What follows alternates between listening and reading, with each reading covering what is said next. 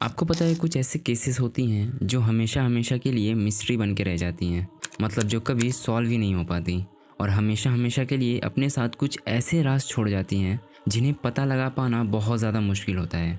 तो आज मैं कुछ ऐसे ही 5 मिस्टीरियस केसेस के बारे में बताने वाला हूँ जिसे सॉल्व करने की कोशिश तो की गई बट वो केसेस हमेशा हमेशा के लिए अनसॉल्व रहीं। 26 दिसंबर 1996 एक 6 साल की लड़की जो कि एक चाइल्ड ब्यूटी पेजेंट स्टार थी, जो छोटी उम्र में ही स्टेज और स्पॉटलाइट की आदत डाल चुकी थी। My name is John Benet Ramsey and I'm 5'9". उसकी रहस्यमय तरीके से मर्डर कर दिया जाता है उसी के घर में 755 15th स्ट्रीट बोल्डर कोलोराडो। यहीं पर उस लड़की के घर में उसकी बॉडी मिलती है जो कि लापता होने के 7 घंटे बाद मिली थी, जिसका स्कल बुरी तरीके से फ्रैक्चर था एंड साथ ही साथ उसका गला घोंटकर उसे मारा गया था। जब उसकी मॉम को घर में ही एक लंबा सा नोट मिलता है जिसमें रैंसम यानी फिरौती की मांग की गई थी जो कि $1,18,000 की थी। इन पैसों को देख के लग रहा था कि ये पूरी प्लानिंग के साथ इस फिरौती को मांगा गया था। उस नोट में लिखा था कि पुलिस को कॉल मत करना, लेकिन फिर भी उसकी मॉम सुबह 5:52 पर 911 पर कॉल करती है। पुलिस जब उनके घर पहुंचती है और जब तलाशी करती है तो उन्हीं के बेसमेंट से उनकी बेटी की लाश मिलती है जिसके मुंह पर डक्ट टेप लगाया गया था एंड गर्दन और हाथों पर नायलॉन की रस्सी बंधी हुई थी। और चौंकाने वाली बात ये थी कि नोट उन्हीं के घर के पेन और पेपर पर लिखा गया था और ये कम से कम 2.5 पेजेस की नोट थी। और कोई भी किडनैपर या कोई भी इंसान जो फिरौती मांग रहा है वो इतना बड़ा नोट क्यों ही लिखेगा। ये पहली मिस्ट्री बन जाती है इस केस की। एंड देन इस केस को जब पुलिस सॉल्व कर रही थी तब डीएनए टेस्टिंग की गई और उनके परिवार पर भी शक किया गया, जहां पर उसके माता पिता, उसका भाई एंड उसके अदर रिलेटिव्स पर भी शक किया गया। बट उनके खिलाफ ज़्यादा कुछ सबूत ना मिलने पर उन्हें छोड़ दिया गया और आज तक ये केस हमेशा हमेशा के लिए मिस्ट्री बनकर रह गई है।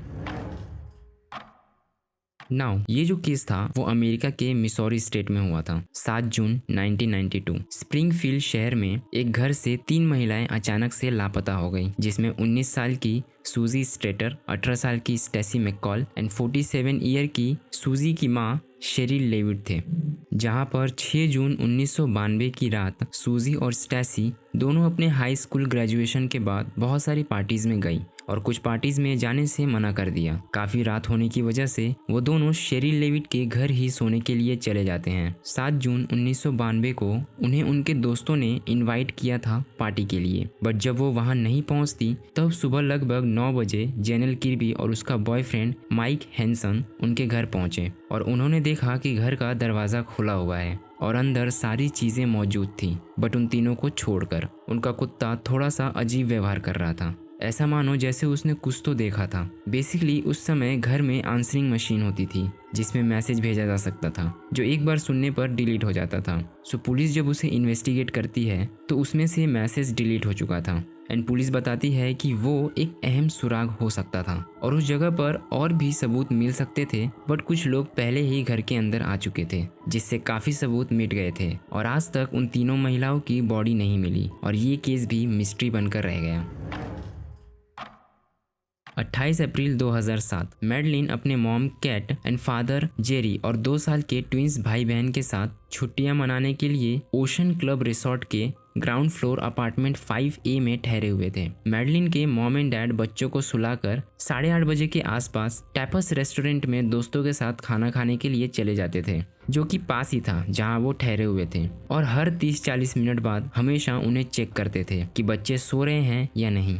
3 मई 2007 रोज की तरह मैडलिन के मॉम डैड आज भी बच्चों को सुलाकर टैपस रेस्टोरेंट में खाना खाने के लिए जाते हैं। 9:05 के आसपास मैडलिन के फादर जेरी बच्चों को चेक करने के लिए आते हैं, लेकिन वहां पर सब कुछ ठीक था, बस दरवाजा थोड़ा सा खुला हुआ था। उसके बाद रात के 10 बजे मैडलिन की मॉम कैट वापस से जब चेक करने के लिए जाती हैं तो वो देखती हैं कि मैडलिन अपने बेड पे नहीं थी, वो वहां से गायब हो चुकी थी। बेडरूम की खिड़की खुली हुई थी। उसे बहुत ढूंढा गया लेकिन जब वो नहीं मिली देन पुलिस को इन्फॉर्म किया गया। पुलिस ने भी अपनी खोजबीन चालू कर दी, लेकिन ज़्यादा सबूत ना मिलने की वजह से और मैडलिन का पता ना चलने की वजह से 2008 में केस को बंद कर दिया गया। 2011 में ऑपरेशन ग्रेंज नाम से इन्वेस्टिगेशन चलाई गई और उसमें ये पता चला कि एक आदमी को छोटी बच्ची को उठाकर समुद्र की तरफ जाते देखा, बट उसे सस्पेक्ट नहीं माना गया। एंड नाउ 2020 में क्रिस्टियन ब्रूकनर नाम के व्यक्ति को प्राइम सस्पेक्ट माना गया, बट ज़्यादा सबूत ना मिलने की वजह से उस पर कोई कानूनी कार्रवाई नहीं की गई। सो ये केस भी मिस्ट्री बनकर रह गई एंड आज तक ये केस भी अनसॉल्व रही।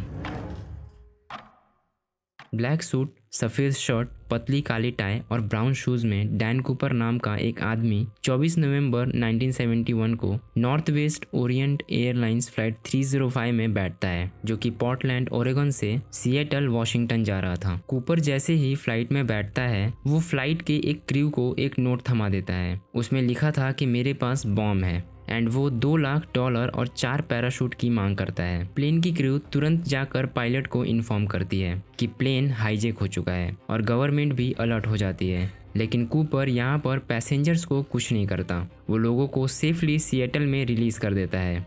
उसे वहीं पर पैराशूट और पैसे दोनों रिसीव हो जाते हैं। वो सब कुछ चेक करता है एंड प्लेन को रिफ्यूल करने के बाद उसे मैक्सिको सिटी की तरफ उड़ान भरने के लिए कहता है। फ्लाइट उड़ान भरती है, लेकिन मैक्सिको सिटी पहुंचने से पहले ही डीबी कूपर प्लेन के एफ्ट डोर को खोलता है, पैराशूट को पहनता है एंड देन अंधेरी रात में कूद जाता है। वो जहाँ पर कूदा था वहाँ पर घना जंगल था। कूदने के बाद वो कहाँ गया किसी को नहीं पता। FBI ने इन्वेस्टिगेशन शुरू की, बट उन्हें कुछ नहीं मिला। 1980 में कोलंबिया नदी के किनारे $5,800 मिले, लेकिन कूपर और बाकी के पैसे नहीं मिले। 45 साल इन्वेस्टिगेशन करने के बाद 2016 में FBI एंड इन्वेस्टिगेशन को रोक दिया गया और डीबी कूपर कौन था, कहाँ गया और लैंड भी हुआ था या नहीं, कुछ पता नहीं चला। सो ये भी एक अनसॉल्व्ड केस माना जाता है।